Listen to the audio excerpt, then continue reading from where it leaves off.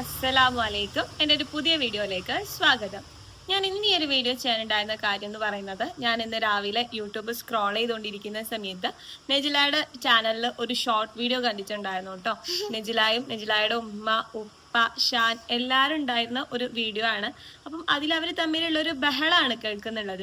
അപ്പം എന്തോ ഒരു പ്രശ്നം ആ വീട്ടിൽ നടന്നുകൊണ്ടിരിക്കുന്നുണ്ട് എന്നുള്ളതിൻ്റെ ഒരു സൂചന തന്നെയാണ് ആ ഒരു ഷോർട്സിലൂടെ നമുക്ക് കാണാൻ പറ്റുന്നത്.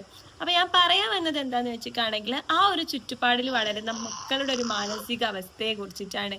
എന്നും പ്രശ്നങ്ങൾ ഉണ്ടാകാത്ത വീടുണ്ടാവില്ല, പക്ഷെ ആ ഒരു വീട്ടിൽ ഡെയിലി ബേസിസിൽ പ്രശ്നങ്ങളാണ് നടന്നുകൊണ്ടിരിക്കുന്നത് അല്ലേ.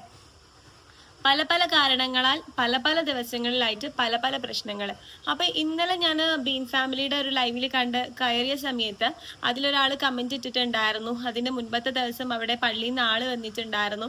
അപ്പം അതിൻ്റെ പേരിൽ അവിടെ ഒരു പ്രശ്നം നടന്നിട്ടുണ്ട്.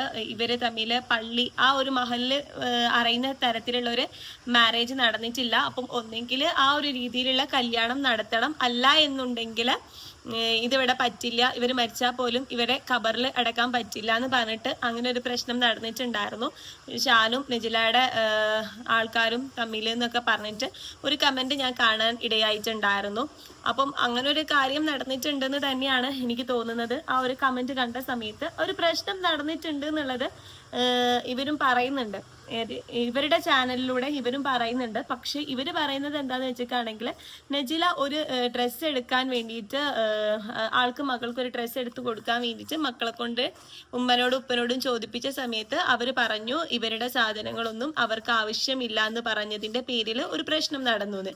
രണ്ട് സ്ഥലത്തു നിന്നും നമുക്ക് കിട്ടുന്ന സ്റ്റോറി രണ്ടെണ്ണാണെന്നുണ്ടെങ്കിലും ആ വീട്ടിലൊരു പ്രശ്നം നടന്നിട്ടുണ്ട് എന്നുള്ളത് സത്യമായിട്ടുള്ളൊരു കാര്യം തന്നെയാണ് അല്ലേ.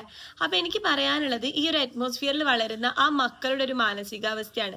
നമ്മൾ ഈ ചെറിയ മക്കൾക്ക് നമ്മൾ എന്ത് കൊടുക്കുന്നോ അതാണ് അവർക്ക് അവരുടെ ഭാവിയിലേക്കുള്ള ഒരു അസെറ്റ് എന്ന് പറയുന്നത്. ചെറുപ്പത്തിൽ നമ്മൾ എന്താണോ കൊടുക്കുന്നത് അത് തന്നെയായിരിക്കും ത്രൂ ഔട്ട് അവരുടെ ലൈഫിൽ അവരെ ഫോളോ ചെയ്യുക. നമ്മൾ പറഞ്ഞിട്ടില്ലേ, ചുട്ടയിലെ ശീലം ചുടല വരെ എന്ന് പറയുന്ന പോലെ.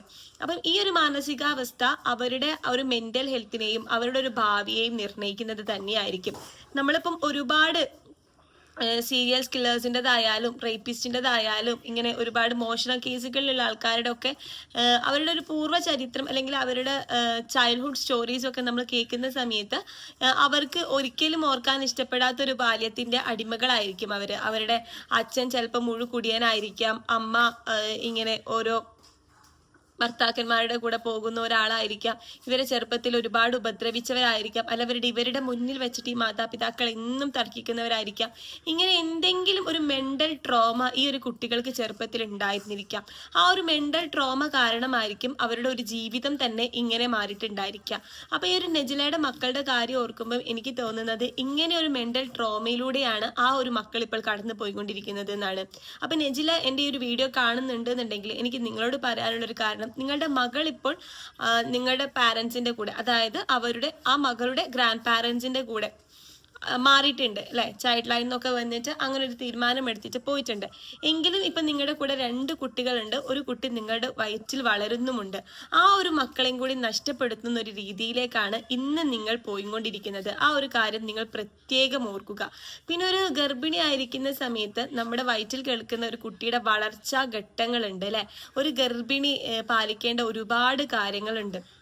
ഏറ്റവും ഹാപ്പി ആയിട്ട് നമ്മൾ ഇരിക്കാൻ നോക്കണം, ഏറ്റവും നല്ലത് മാത്രം നമ്മൾ ചെയ്യാൻ നോക്കണം, ഏറ്റവും നല്ല നല്ല പുസ്തകങ്ങൾ, നമുക്ക് ഹാപ്പി ആയിരിക്കുന്ന കാര്യങ്ങൾ, അതുപോലെ നമ്മൾ നല്ലത് മാത്രം പറയുക. ഇങ്ങനെ ഒരുപാട് കാര്യങ്ങൾ ഒരു ഗർഭിണി ചെയ്യേണ്ടതുണ്ട്.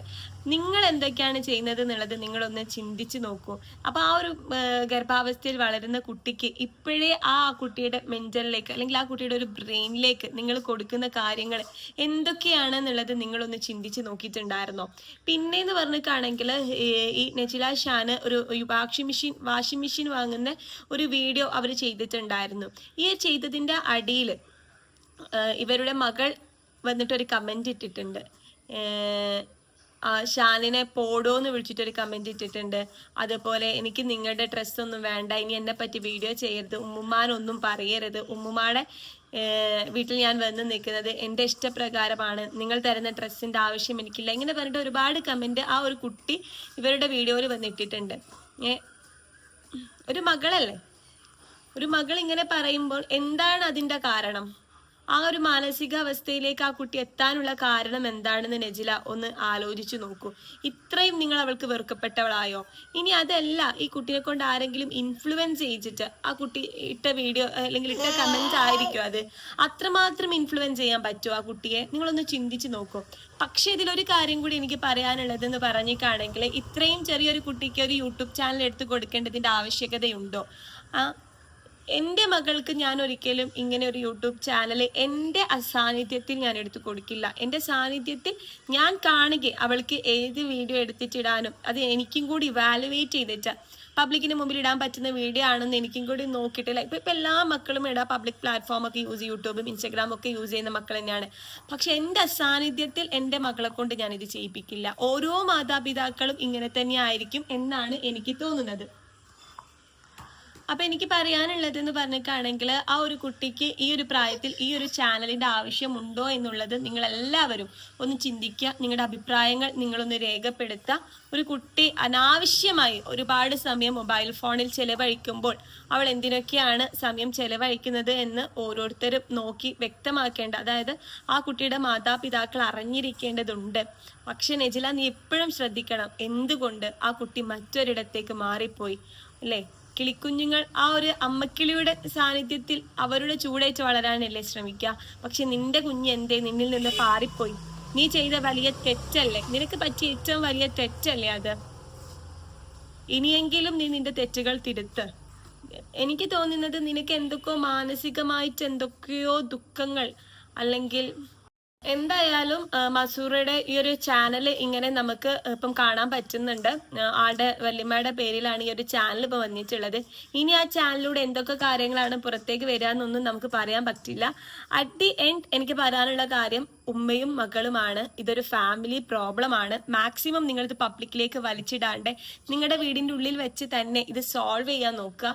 കാരണം ഇതൊരു പബ്ലിക് പ്ലാറ്റ്ഫോമിലേക്ക് വന്നാൽ ഇത് സ്ക്രീൻ റെക്കോർഡ് ചെയ്ത് കൊണ്ടുപോയിട്ട് റിയാക്ഷൻ ചെയ്യാൻ ഒരുപാട് യൂട്യൂബേഴ്സ് ഉണ്ടാവും. ഇനി നിങ്ങളെല്ലാവരും നന്നായി നിങ്ങളുടെ ചാനലിൽ നിന്ന് ഈ ഒരു വീഡിയോ ഡിലീറ്റ് ആയാൽ പോലും മറ്റു പലരുടെയും ചാനലിൽ ഈ ഒരു വീഡിയോ കിടന്ന് കളിക്കുകയും ചെയ്യും. അപ്പം നിങ്ങളുടെ മക്കളുടെ ഭാവിയെ തന്നെയായിരിക്കും ഈ ഒരു കാര്യം ബാധിക്കുക. അപ്പം ഇത്രയേ ഉള്ളൂ. പുതിയൊരു വീഡിയോ ആയി വരും വരേക്കും ബായ്. എൻ്റെ ചാനൽ ആദ്യമായിട്ടാണ് കാണുന്നതെന്നുണ്ടെങ്കിൽ ചാനൽ ഒന്ന് സബ്സ്ക്രൈബ് ചെയ്യുക, വീഡിയോസൊക്കെ കാണാൻ, ലൈക്ക് ചെയ്യുക, ഷെയർ ചെയ്യുക.